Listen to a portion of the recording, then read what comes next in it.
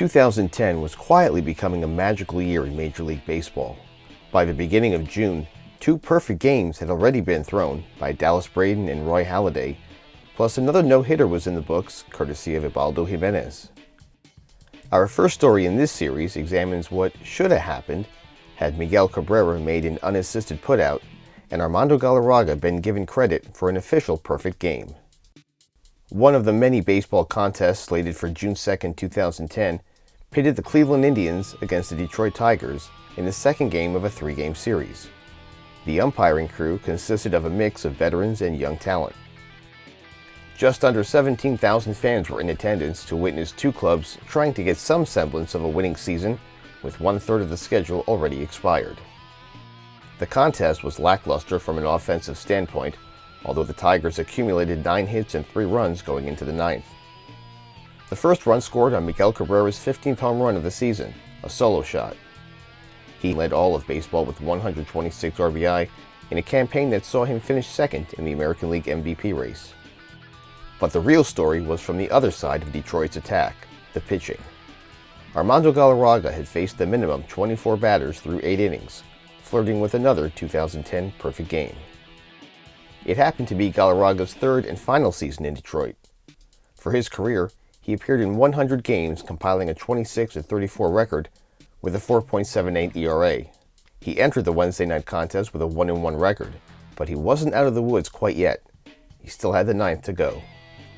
Mark Ruzielnik, Mike Redmond, and Jason Donald were Cleveland's last line of offense slated for the final official frame.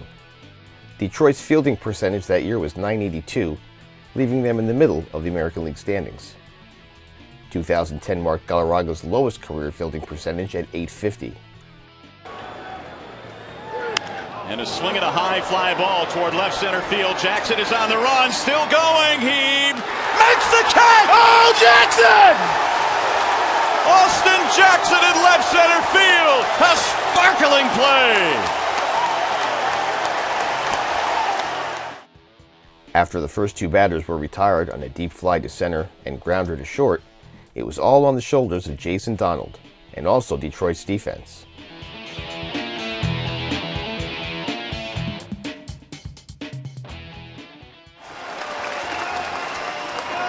Ground ball, right side. Cabrera will cut it off. Galarraga covers. He's out. No, he's safe.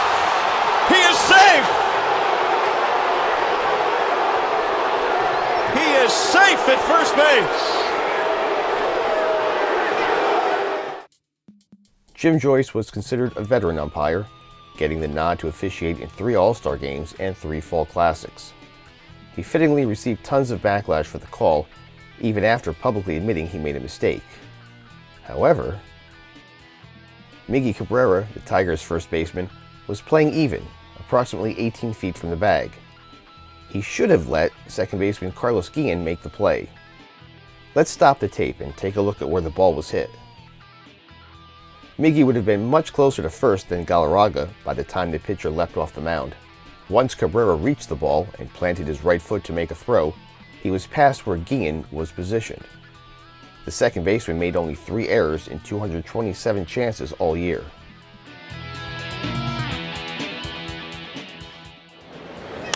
Ground ball to second base.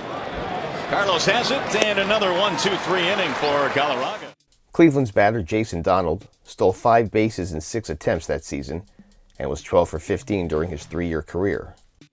Cabrera had 13 errors in 2010, the 3rd highest in his career to that point, with a fielding percentage of .990, slightly lower than his career mark. He would record 1,263 putouts that season, a career high. In terms of his speed, he only attempted 37 stolen bases going into 2010, swiping 24 of them. Could this be why Cabrera tried to make the play himself? Or was he looking for his pitcher to be credited with the final putout? After the controversial call, Donald would reach second and then third in consecutive defensive interference plays, but would be left stranded after Trevor Crowe made the game's final out. Galarraga would be credited with a 1-hit shutout, Detroit winning the contest 3-0. It was Manny Acta's first year at the helm for Cleveland. He would be replaced at the end of the 2012 season. The game is still considered a gem. Galarraga threw 88 total pitches, including 67 strikes, and the contest took just 1 hour 44 minutes to play. It would have been the 21st perfect game ever and the first ever in Detroit history. It would have also marked the first time that Major League Baseball saw 3 perfect games during the same season. Fans would only have to wait 2 more years for that to become a reality. The Tigers had a perfect game thrown against them in 1922, Charlie Robertson of the White Sox. The only Cleveland franchise that was the victim of such a game was the National League Cleveland Blues, who in 1880 fell into history by being on the wrong side of the first ever perfecto.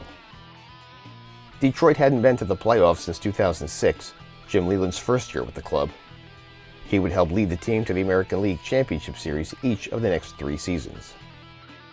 Cleveland made the playoffs twice between 2001 and 2010, and wouldn't again until 2013. Both Armando Galarraga and Jason Donald played through the 2012 season. Jim Joyce retired after the 2016 season. Miguel Cabrera is signed through 2023, by which time he will be 40 years of age.